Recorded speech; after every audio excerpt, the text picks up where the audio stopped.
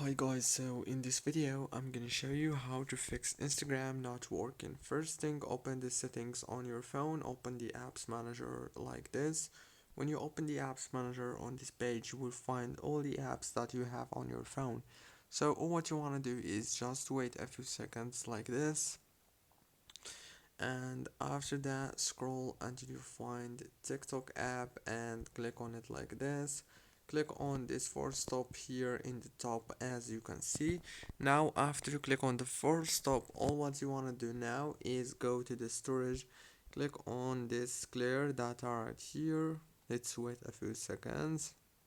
It will start computing the data number, and after that just click on force stop here, click on clear data and click on clear cache, and then restart your phone, reopen TikTok, and the problem must be solved easily.